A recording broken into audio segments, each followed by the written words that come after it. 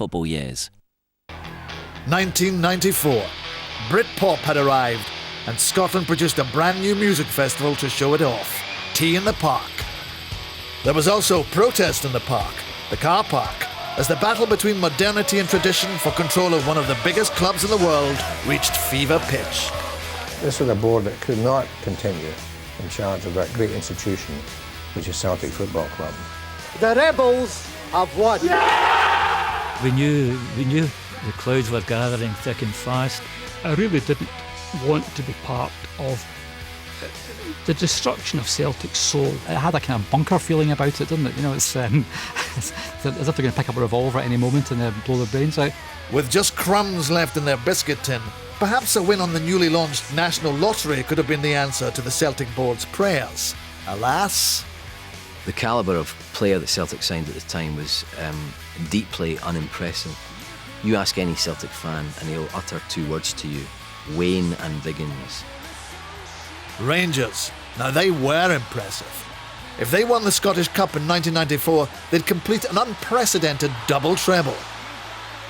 Go on, work it out. Get the double the treble in the first two trophies of the third year. I think when they won the Scottish Cup, it would have been a world record. But they did have their troubles. Star striker Duncan Ferguson found himself in the dock of the High Court at the centre of one of the most sensational criminal trials of the decade. It's ridiculous, something that happened on a football field, and Duncan Ferguson going to jail. But what was really ridiculous in 1994 was the thought that Raith Rovers, in their first cup final for almost half a century, could overcome a resurgent Celtic. I remember setting the ball with Ali Graham, and we says to each other, listen, we've got maybe one more chance left here.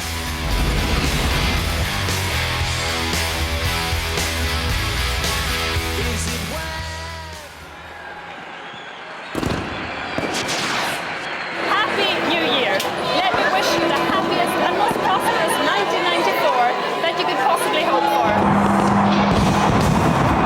Scottish football provided its own fireworks when on January the 1st, 1994, Rangers headed east to bring in the new year at the home of their fiercest rivals, Celtic. A great chance for Rangers right at the start of the match. And Hadley scores! And like so many nerdy house parties, when the successful neighbours dropped by to remind everyone how much better they are, it descended into a bit of a rammy. Rangers scored two early goals to justify the worst suspicions of Celtic fans that their team wasn't capable of competing. In possession, there's Hadley again. Now Jury! And the third scored by Mikhailchenko! The crowd was in the stand was turning away from the pitch and shouting abuse at the director's box. And I think if you put yourself in the position of a director, that must be quite mortifying and quite shaking. You're disappointed at the venom that was directed at yourself, you know, and you say, well, we're not playing football, we're not on the park, you know, it's the players really have to stand up a wee bit, you know, as well. We can't take all the blame for everything. If you were Kevin Kelly or Michael Kelly or David Smith sitting in any of these front row seats with this growing, baying mob, you would have been extremely worried. I think that day they realised they were doomed. To understand the fury unleashed on the board of directors that day, it's necessary to go back to the late 1980s and the bankrolling of the Graham Souness revolution by David Murray. Rangers broke all the financial rules of Scottish football and happily ran up a huge debt in order to put a winning team on the park. The bar was raised, the financial stakes were raised, and you always had an impression from 86 onwards that Celtic were struggling to hold on to Rangers' coattails. Fortunately for Celtic fans, by early 1994, Rangers' coattail was a speck in the distance. It had been 5 long years since they'd seen Celtic win a trophy. And as Rangers monopolised the championship, what made this bad situation unbearable for Celtic fans was that Celtic weren't even the best of the rest. In those barren years, Aberdeen had won both the Scottish Cup and the League Cup. Hibernian took the League Cup back to Edinburgh in 1991. And in that same year, even Motherwell won the Scottish Cup for the first time in 40 years. In the league, Celtic were usually a distant third, and once, even a distant fifth. By 1994, fed up with a losing team on the pitch, the car park outside the stadium had become home to many an impromptu demonstration by fans, and the chant "Sack the board" had replaced "Hail, hail" as the most popular refrain among the dwindling band of supporters. How much money have the Kellys, the Whites, the Farrows and the Grants put into Celtic Football Club, and how much have they took out? They weren't in danger of being left behind, they were being left behind. Something had to be done to give them a future, and I don't think anyone on that board at the time had any idea what to do. Fergus McCann reckoned he knew what to do. The Scots-Canadian businessman and lifelong Celtic fan could only watch from Montreal with a growing sense of frustration as Celtic slid deeper into debt and further down the league. Back in 1988, McCann's offer of money for ground improvements had been rejected by Celtic. I would lend the club the money at half the bank rate. And secondly, I would work on a project to do marketing for the club of season tickets and other sources. And in return for that, get a commission in doing that. And no control, no shares, no board directorship, nothing. I would do that and go away. Well, when are you going back to Montreal for, I guess, was the question I usually would hear as I go to visit a game or something. So it became very clear that the better the offer I made, the more terrified they became. What they feared was loss of control. Celtic Football and Athletic Company Limited was a family business whose board of directors was descended from the same families who had founded the club 100 years earlier. I was very much aware of the Kelly connection from 1888 through my grandfather, James Kelly, who was approached to be the first captain. So it went from there right through to Uncle Bob in the late 40s, and then when I came in the 70s. So it was a continuation of the Kelly connection with Celtic Football Club. And if you look throughout the whole world of business, family ownerships have tended to peter out. In some ways it's sad, but you get to a certain point where the generation who's in charge is not fit to compare with 2 or 3 generations earlier. Unfortunately for Celtic, a 19th century business model wasn't the ideal for dealing with the demands of football in the late 20th century. And their inadequacies were exposed when, following the disaster at Hillsborough, in which 96 Liverpool fans died, all-seater stadia became a legal requirement for senior football clubs. Faced with this massive task, and recognising their own limitations, the board co-opted a Glasgow businessman, Brian Dempsey, and Dr. Michael Kelly, another descendant of the club's pioneers. We are going to go the distance now. We're going to learn from the mistakes. We're going to learn by the actual construction of others, and we hope to provide the Celtic supporter and our customers with the most up-to-date facilities as and when we have finished the research necessary. My remit was to add some external experience from within the family. Brian Dempsey's role seemed to be much more of a financial one. He was a property developer, and therefore he was going to bring that kind of expertise into looking for a stadium site for Celtic. Brian has property development expertise. Michael Kelly has a marketing expertise. On the face of it, it looks good. It looks as if they're addressing the management issues, and it looks as if they're addressing the stadium issues. The board moved quickly, and a plan, championed by Brian Dempsey, to build a new stadium at Rob Royston in the north of Glasgow was unveiled. Dempsey's plan found favour with the majority of the directors, but was opposed by the largest shareholder, Chris White, who, with the support of the other newcomer, Michael Kelly, not only defeated the Rob Royston proposal, but also, after just 5 months, removed Dempsey from the board. It seemed to me that what would happen is that we would enter into Rob Royston, commit a lot of funds that we didn't have, and as a consequence be forced to issue shares, which would then result in control of the club being lost. It's as simple as that. They definitely seem to be more interested in staying in control of the football club at the expense of finding a solution for the problem, which they didn't truly accept that they had. Dempsey's sacking could not have come at a worse time for Celtic, coming as it did on the eve of an Old Firm Cup final. And as the fans trudged to Hampden, the talk once more was about the shenanigans in the boardroom. Joe Miller teeing it up, driven forward, a deflection! Getting the touch to McCoy. Walters! Stevens hoisting it high High one for Hateley, in comes Richard, goal! While Celtic's defeat may have had nothing to do with the removal of Brian Dempsey, the manner of his dismissal would come back to haunt the board. It was gratuitous. It was to teach him a lesson. I don't think anybody can argue with that. They had the votes in the bag. They did not have to publicly humiliate him. I think it could have been handled a lot better, because it left a nasty taste in the mouth that we're supposed to be Celtic and do things in a certain way, and he was a guy really embarrassed, had been deposed, and I think that had repercussions for the Celtic club. In Brian Dempsey, the board had made a powerful enemy and had given the fans a figurehead for their discontent. The rebels, as they became known, were gearing up for a fight, and the board knew it. Oh, we knew the clouds were gathering thick and fast. Jack was the chairman at the time, and he came to see me and said he was going to relinquish the chairmanship. Because it was the history of the Kellys, I said, right, I'll take it on, knowing I'd be under pressure. And when you have a young family and a wife and you're saying, God, they deserve this, you know. The board's greatest weapon against the growing rebel forces would have been to put a winning team on the park. That didn't happen, and after another trophyless season, they decided on another personnel change. Liam Brady is the new manager of Celtic Football Club. He may have been a managerial novice, but the board had high hopes that Liam Brady could do for Celtic what Graham Souness had done for Rangers. Believing they'd found the answer to their on-field problems, the board turned to Terry Cassidy in the newly created post of Celtic Chief Executive to solve their off-field ones. Cassidy's job was to find a site and secure funding for their new all-seated stadium.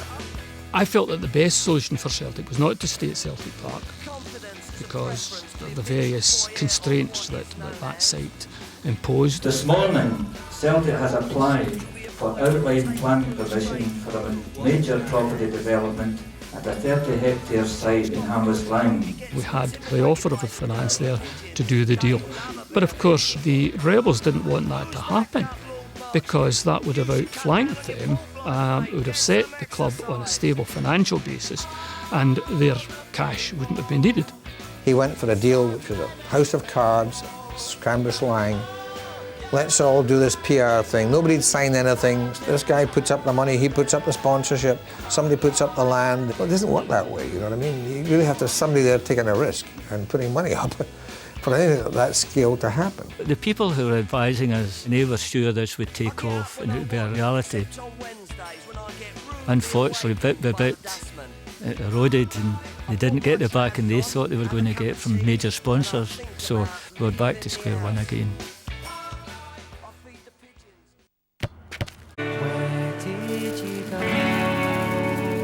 1994, and a lot had happened since Celtic last won a trophy. The Berlin Wall had come down, Nelson Mandela had been released from prison, apartheid had collapsed, and by 1994 Mandela had even been elected president of South Africa. The time for the healing of the wounds has come. Closer to home, 1994 also saw the first passenger trains run on the Channel Tunnel rail link, perfect for those short visits to Europe, something Celtic were becoming increasingly used to in the early 1990s. And as the on-field performance continued to deteriorate, so the fans continued to organise their opposition to the board. The 12,000-strong affiliation of registered supporters clubs has just published the results of a survey which is a vote of no confidence in the current board. They were asked, do you believe the director's plan for a new stadium in Cambuslang will materialise? 100% say no. Do you support the current Celtic Board of Directors? 100% again saying no. And are you prepared to take action to bring about change? In this case, 100% said yes. I think the fans, most of them, through the fanzines that emerged particularly, Not the View and so on, became more educated about the constitution of a company and the board and the responsibilities of directors. And they weren't prepared to sit back and just accept the club being as it was. Silence, get a foot down!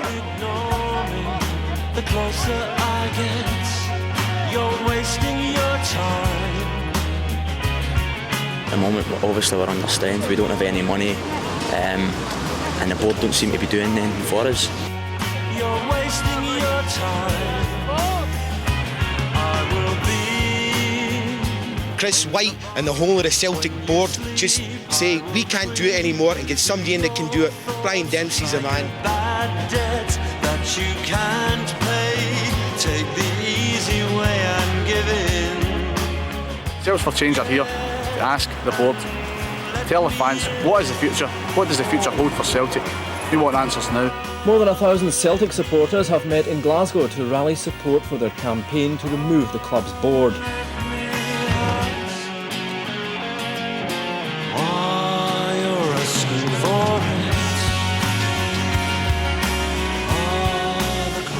I remember going to a fans rally in the old Shettleston Town Hall. It was packed to the rafters, and it was only Brian Dempsey who was speaking. And he never had a piece of paper, he never had a speech written down, and he strolled onto this stage, and they were enthralled to this man. Once dismissed as a small band of malcontents by the board, the fans were now a major player in the battle for control of Celtic. They were well organised, well financed, and extremely vocal. I'm not sure, looking back, if there's been a fans pressure group that's been as significant or successful as that group. As fans of all ages kept vigil in the car park, the rebels secretly bought up Celtic shares.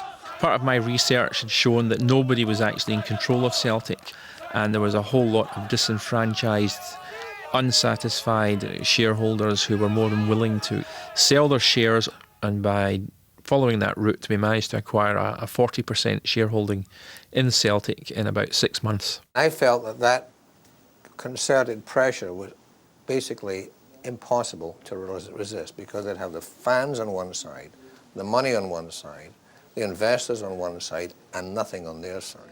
But the board had the arithmetic, controlling 60% of Celtic's voting shares. But in the face of the mounting external pressure, they sought a legal solution to ensure they stuck together. They signed a compact amongst them, a shareholders' trust, not as directors, as shareholders, whereby none of them would sell their shares to anyone else without first offering the shares to the others in the group. So they had a controlling group together, which added up to enough, as long as it voted together, to block any changes. The purpose of the agreement that we had was to try and bring some stability. I thought that the board was clearly very disunited, and therefore all of us signed this agreement to try and introduce an element of unity to the board and allow things to improve. It was like a kind of suicide pact. It had a kind of bunker feeling about it, didn't it? You know, it's as if they're going to pick up a revolver at any moment and blow their brains out. It was a very kind of claustrophobic feel to it. They intended to create an impression of strength. But that shows you how misguided they were. It just seemed desperate. And indeed, it was this pact that that brought them down ultimately, which is ironic given it was supposed to protect their position. Over in the rebel camp, Fergus McCann and Brian Dempsey were not immune to infighting and division. Well, both camps, if they can be called both camps, were never entirely always in union. Big personalities, significant amounts of money involved, sometimes differing agendas, and it was very difficult to keep everybody on the same path, pointing in the same direction at the same time. But where it mattered most, Celtic continued to struggle. In early February, Celtic visited Falkirk for what should have been a routine Scottish Cup tie. Days after the Falkirk disaster, the Kelly cousins bravely faced the disgruntled fans live on STV's Sport in Question. I felt a duty to explain to supporters as publicly as possible what our position was. There have been no offers of money of that nature to Celtic that the board have turned down. Not at all. Nobody has. We read in the papers every day about various individuals. Yeah. There's just no truth in that at all. I read it in the papers as well, Archie, but no one contacts the boards with the board of Celtic Football Club and asks to put that amount of money into the club. It astonished me that when I came to the studio, there was empty seats there that had been allocated to the rebels, but they had decided not to turn up. I mean, it convinced me that the public case that we had was better than the public case they had. The harsh reality was that as long as Celtic fielded a losing team, the board's case, however good, would always fall on deaf ears.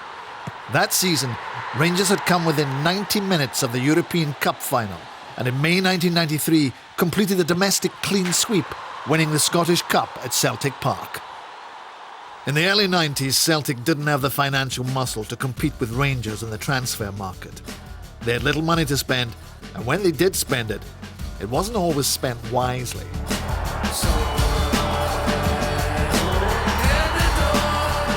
Well, I'm probably more renowned for making goals than actually scoring.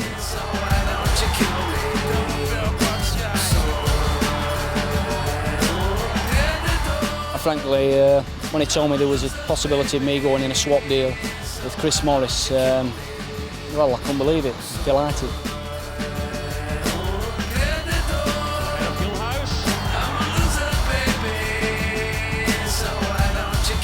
The calibre of player that Celtic signed at the time was deeply unimpressive.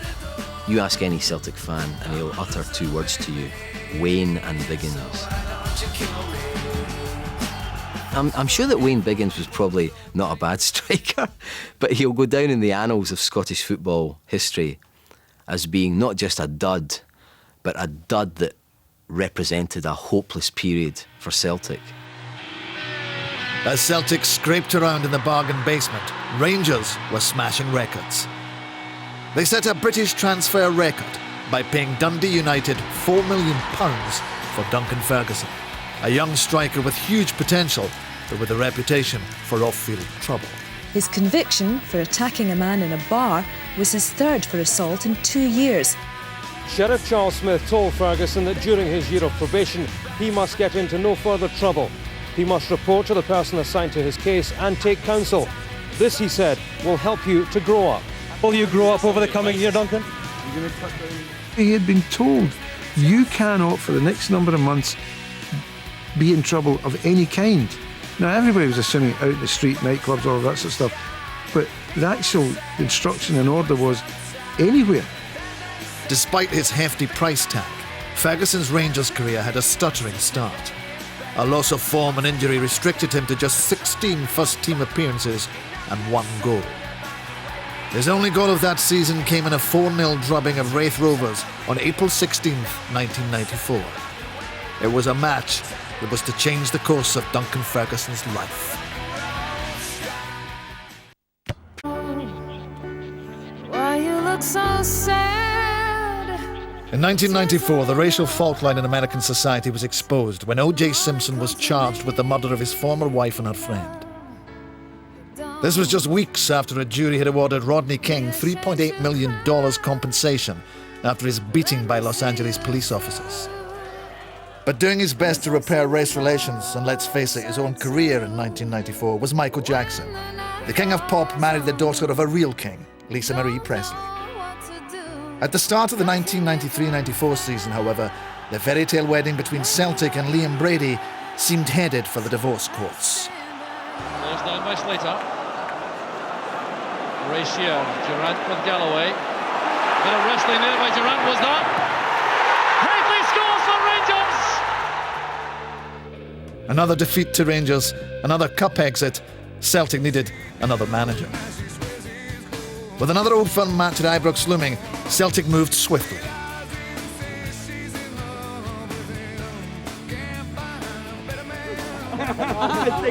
For his first game in charge, Lou Macari took his team to Ibrox. There's McCall, getting in the cross! And the ball's in the back of the net! Goalkeeper commits himself, he's dropped it. The chance on here for Collins, he must score! It's the in-swinger, he's under pressure, and Celtic have... That first game victory was to be the high point of Macari's Celtic career. Despite the joy on the Celtic bench, the truth was his team was still well adrift of Rangers. And as 1994 approached, it was clear that the bitter and protracted campaign for control of Celtic was about to reach a conclusion. In late November 1993, the rebels gathered their forces and their newly acquired 40% shareholding for one final push to topple the board and take control of Celtic. They met in a Glasgow hostelry ahead of what would be an extraordinary general meeting.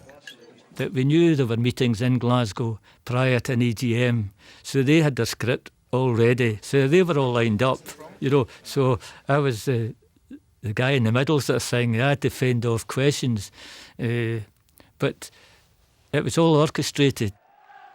At the meeting, the rebels planned to offer Celtic £12.5 million of new investment. It was to be a seminal moment in the battle for control of Celtic Football Club. Celtic are £5 million in debt. If the Celtic directors are going to reject those proposals, they can only reject them if they have the money themselves to put in. And Jack McGinn at the same meeting is saying, well, if MD offered me that much money and so forth, MD would be a fool to turn it down. And 10 minutes later, they had a vote, turned it down. We had a vote, and we needed a 2/3 majority to get beyond the first resolution, and we failed. We couldn't get that. But the meeting had a useful purpose, because what it did, it showed, I think, to everyone, that the board was in a completely untenable position, having been confronted with a serious proposal which was financially backed, had no answer to it whatsoever, and basically were sitting there with no solutions and really no basis for continuing in charge. There were various solutions to Celtic's financial problems. We had one of them. But I think our solution would have preserved the traditions of Celtic in a way that haven't been preserved. The board's only hope of preserving those traditions would require a miracle revival of the team's on-field performance.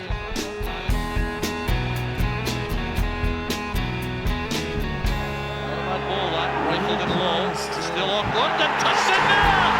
In the end, it's a goal scored by Tommy Coyne for Motherwell. Out of the Scottish Cup, Celtic's season had effectively ended in January.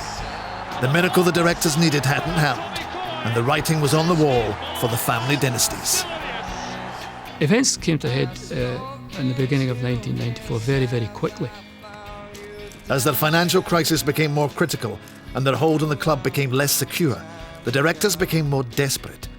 They dramatically announced that the stadium project at Cambuslang was back on, thanks to Swiss-based finance company Geffinor. Geffinor, Geffinor. But the plan collapsed almost immediately. A spokesman at Geffinor's Geneva office told me tonight he was fed up receiving calls about a deal his company knew nothing about. After that, the bank moved in. So the banks put us under real pressure that we had to change. The club's bankers have summoned directors to a meeting where it's believed personal guarantees have been sought to cover the club's overdraft. They were going to put the club into liquidation. Now, it was quite clear they were wanting to put pressure on us by this threat of liquidation to allow the rebels to come in. To prevent that happening, Michael Kelly, David Smith and Chris White met with the retail millionaire Gerald Weichsfeld and agreed to sell him their shares. Around the same time, the rest of the board, led by Chairman Kevin Kelly, met with the Bank of Scotland and agreed a rescue package that involved the sacking of cousin Michael, David Smith and Chris White. Not a pleasant thing to do, especially when you've known them for years, you know. So that was a disappointment, but you're in the situation, you know, as the bank said, well, you're the chairman, you've got to do it, you know. Another call the bank suggested he make was to his long-time adversaries. The bank said they wanted £1 million by close of business the following day, with another £4 million to follow.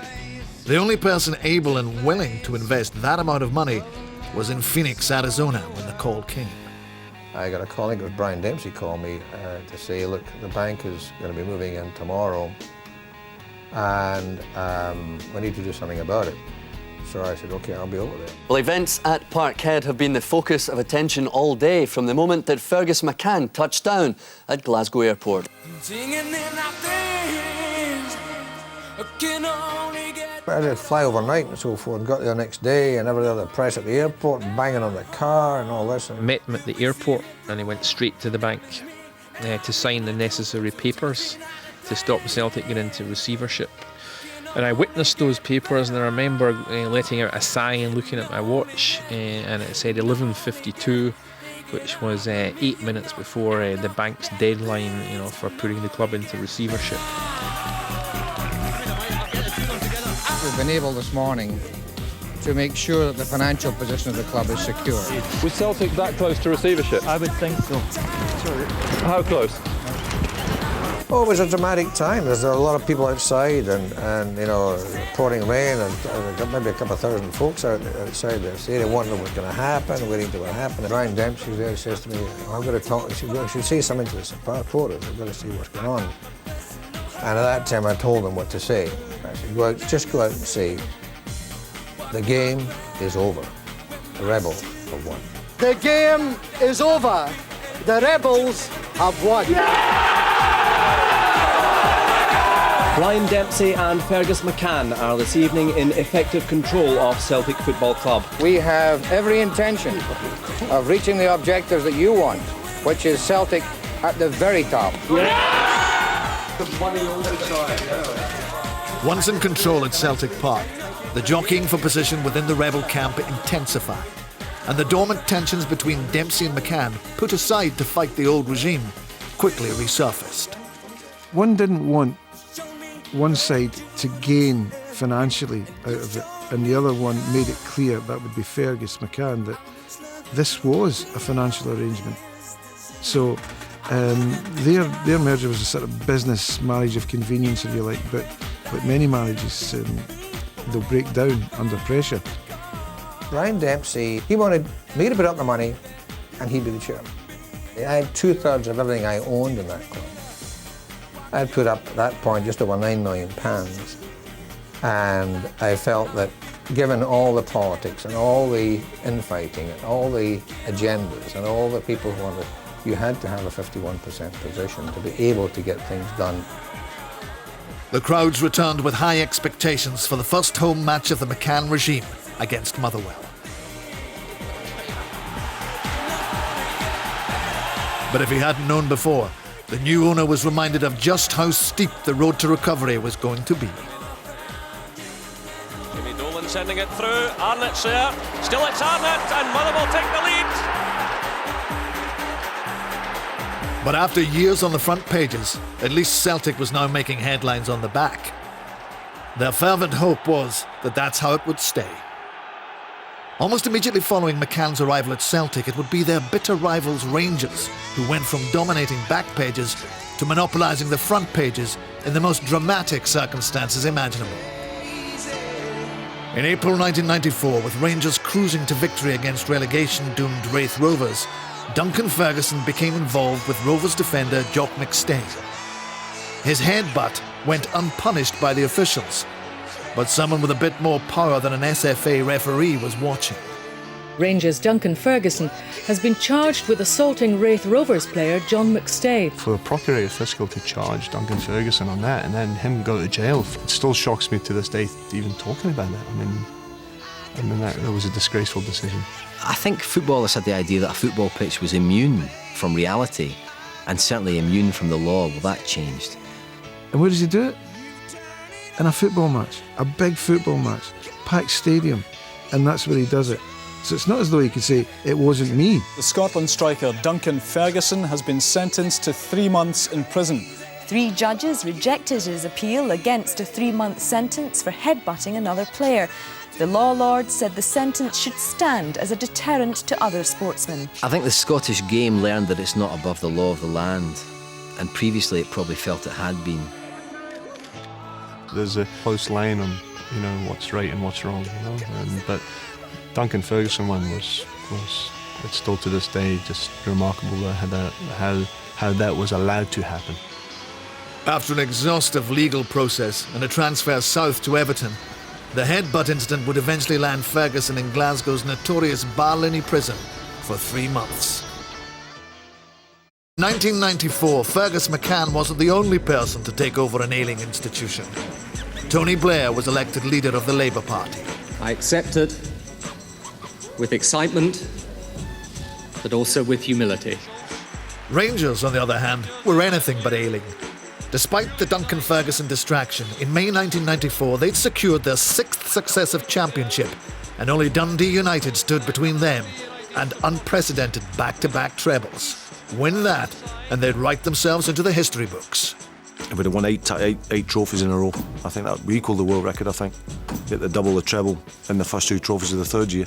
I think we'd have won the Scottish Cup, it would have been a world record. But the circumstances of Rangers' title win was cause for genuine concern at Ibrox. Although champions, Rangers hadn't won in their last 5 league games. Walter Smith knew his team was flat. They'd lost momentum, and you know, you've heard football managers tell you all the time that if you switch off, it's difficult to switch back on for a big game. But you're still thinking, well, it's Dundee United. Dundee United, remember, who never won finals.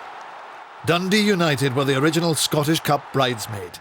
In each of their 6 previous final appearances between 1973 and 1991, United had left Glasgow as runners-up. This time there was a difference. Long-time manager Jim McLean had become chairman of the club, and replacing him in the dugout was former Yugoslav international Ivan Golac. Certainly not your run-of-the-mill football manager. Highly intelligent, and you remember taking his players for walks in the park in Dundee when they should be training. All this stuff, come on my lovely boys, let's go and smell the flowers, let's go walking in the park, let's take in the mountain air. That's what makes good footballers. That's what inspires footballers. Poetry, let's read some poems together, all this stuff, you know. That was Ivan Golac. Oh, he's a character. Very full of himself, confident, bit arrogance about him, and just a very likeable guy, and one that he believed in his team. You know, never ever in the history of a game anybody won anything, but it looks like we're going to be first to win the cup. And the match is about to begin with Dundee United kicking off. Referee Douglas Hope blows his whistle, and the 1994 Kenneth Scottish Cup final is underway. I can remember Petric playing it up the park, and I've just flicked it on. Dave McPherson's ushering it back to the goalkeeper, and Christian Daly's pressed him. Maxwell's kicked it off Christian, it's went back in Ali's hands, dropped it, Christian's played it across the goal, and it's come back right into a path from a yard, 2 yards. Another recollection was Guido van de Kamp, our goalkeeper, saving from Mikhailochenkov.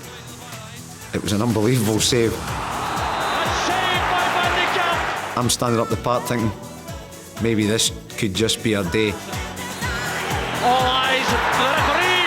Dundee United have won the 10th Scottish Cup. It's a truly remarkable finish to the season. To be a player on the park to score the winning goal for your team is an amazing feeling. That was a joyous day for football, because it's Dundee United win the Scottish Cup, and it was good to be there. And their fans were actually a joy to behold. They were great. The Right Honourable Ian Lang, Secretary of State for Scotland, presents the Scottish Cup to Maurice Malpass. The following day in the City Square in Dundee, that was amazing. It will stay with me forever. Come on and shine, shine like a star, shining so bright, like the star that you are. I think when Golac won the Cup at United, Jim McLean must have been cursing his luck, because he wouldn't be human if would he, if he didn't think, damn it, you know, we got to these 5 finals and I never did it, and this guy comes over from Eastern Europe and does it at the first time of asking. See, honestly, I understand your question, and I understand that most people think that way. My thoughts were such that we'd get beat that often in cup finals, and it was great to see the buses coming away with smiles on the Dundee United faces rather than the normal copying me. The streets of Dundee weren't the only places full of smiles that summer. Celtic Park had its fair share of happy faces too, unless, of course, it was Lou Macari's. Celtic have sacked their manager Lou Macari after only 8 months in the job. I'm delighted to announce that Tommy Burns has accepted my offer to be the new manager of Celtic Football Club. 4 men have tried to fill Esteen's shoes since the legend moved on. Tommy Burns will be the first to attempt the impossible since the old family's regime was swept away. He knew it was too soon. You would talk to him, you would say, are you sure? And he'd say, well, no, I'm not.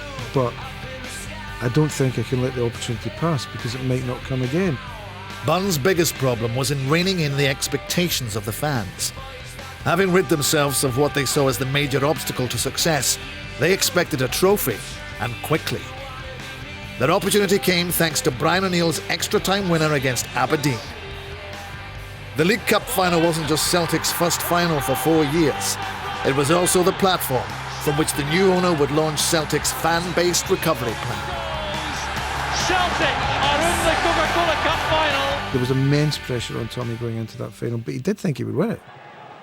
And so did everyone else, as their cup final opponents would be a First Division side, either Airdrie or Raith Rovers. Like the pace of Lawrence. Their semi-final was in extra time. When? Well, now the linesman has flagged that was outside the box. The goalkeeper Scott Thompson sent off in the extra time, and we brought on a young keeper, Brian Potter, only 16 or 17. He'd just come through the YTS, lovely young boy, and we all relied on him to get us to the League Cup final. But they'd no idea how much they'd have to rely on him. The match finished level, and penalty kicks would decide who'd face Celtic in the final. With so much confidence in the kid, and he ended up with a fantastic save. Potter has saved it! Raith Rovers are in the final, and 17-year-old Brian Potter has taken them there. The League Cup final at Ibrox on November 24th, 1994 was Raith Rovers' first cup final for 46 years. No one outside of Kirkcaldy gave them a chance. But it's funny how things turn out. Another chance on this time must be the equaliser. It's Andy Walker for Celtic. It goes for Nicholas. That's Walker. And tapped in by Charlie Nicholas. Nicholas is surely now won the cup for Celtic. I'm sure even the Raith Rovers supporters sitting in the stands watching on the telly thought that as well. But we had a spirit amongst us, and I remember setting the ball with Ali Graham, and we says to each other, listen, we've got maybe one more chance left here.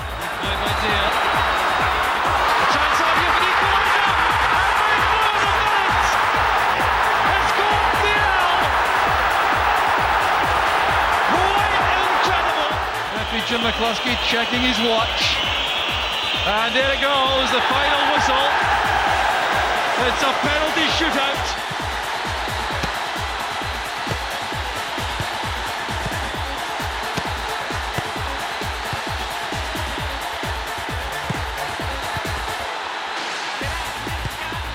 I knew that Paul McStay was going up, but I didn't even see him placing the ball. I didn't see him taking a penalty kick. Unthinkable, surely, for the skipper to miss.